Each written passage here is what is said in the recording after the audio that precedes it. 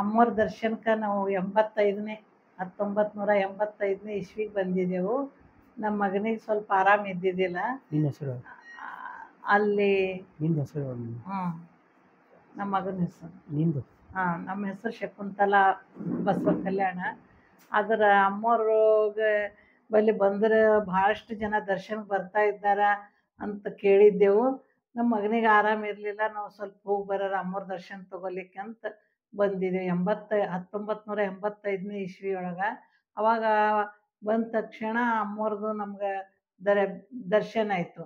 ಅಮ್ಮೋರು ನಮಗೇನಂತಂದರು, ಮತ್ತು ನಿಮ್ಮ ಮಗನಿಗೆ ಹಾಸ್ಪಿಟಲ್ದೇನು ಬಿಮಾರಿ ಇಲ್ಲ, ಇಲ್ಲೇ ಉಳಿಬೇಕು, ಇಲ್ಲೇ 41 ದಿವಸ ಇರಬೇಕು ಅಂತ ಅಮ್ಮೋರು ಹೇಳಿದ್ರು. ಆಮೇಲೆ 41ನೇ ದಿವಸ ಸಂಕ್ರಾಂತಿ ಬಂತು ನಮ್ಗೆ. ಅಮ್ಮೋರು ಈ ಕೆಳಗೆ ಗುಡ್ಡದ ಕೆಳಗೆ ಗುಂಡ ಇದ್ದಿದ್ದು ಎನೆಗುಂದಿ ಊರ ಜನರಿಗೆ ಇಷ್ಟ ಏನು ಅಂದ್ರೆ ಪಾಯಸ, ಅನ್ನ, ಸಾಂಬಾರು, ಪಲ್ಯ ಮಾಡಬೇಕು ಅಂತ ಹೇಳಿದ್ರು. ಆಮೇಲೆ ನಾವು ಯಾಕಾಗಲ್ತು ಅಂತ ಒಪ್ಕೊಂಡು 41ನೇ ದಿನ ಸಂಕ್ರಮಣಕ್ಕೆ ನಾವು ಮಾಡಿದೆವು. ಮಾಡಿದ ನಂತರ ನಮ್ಮ ತಮ್ಮ ಏನಂದರು, ಪ್ರತಿ ವರ್ಷ ಮಾಡಿದ್ರೆ ಏನು ತಪ್ಪಾಗ್ತದ ಅಂದರು. ಆವಾಗಿನಿಂದ ಇವತ್ತಿಗೆ ಈಗ ಬರೋ ಸಂಕ್ರಾಂತಿ ಬಂದ್ರೆ 30 ವರ್ಷ ಮುಗೀತವ. ಆಮೇಲೆ ನಾವು ಇಲ್ಲೊಂದು ರೂಮ್ ತೊಗೊಂಡು ರೂಮ್ ಓಪನಿಂಗಿಗೆ ಹೋಳಿಗೆ ಮಾಡ್ಲಿಕ್ಕಂತ ಜನರಿಗೆ ಕರ್ಕೊಂಡು ಬಂದೆವು. ಮೊದಲು ನಾವೇ ಬಂದು ಯುಗಾದಿಗೆ ಹೋಳಿಗೆ ಮಾಡ್ತಿದ್ದೆವು, 4 ಜನರು ನಾವೇ ಎಲ್ಲ. ಆವಾಗ ಅವರು ಬಂದವ್ರಿಗೆ ಹೆಣ್ಮಕ್ಳಿಗೆ ನೋಡಿ ಶಿವಯ್ಯ ಸ್ವಾಮಿ ಏನಂದ್ರು, ಅಮ್ಮ ಇವ್ರು ಹೋಳಿಗೆ ಚೆನ್ನಾಗಿ ಮಾಡ್ತಾರೆ, ನೀವು ಪ್ರತಿ ವರ್ಷ ಯುಗಾದಿ ಹಬ್ಬಕ್ಕೆ ಕರ್ಕೊಂಡು ಬರ್ರಿ ಅಂತಂದ್ರೆ. ಆವಾಗಿನಿಂದ ಹಂಗೆ ನಾವು ಎಲ್ಲ ಹೆಣ್ಮಕ್ಳಿಗೆ ಕರ್ಕೊಂಡು ಹಂಗೆ ಎಲ್ಲ ಹೋಳಿಗೆದೆಲ್ಲ ಸಾಮಗ್ರಿಗಳು ತೊಗೊಂಡು ಬಂದು ಮಾಡ್ಕೊತ ಹಾಗೆ ಬರ್ತಾ ಇದ್ದೆವು.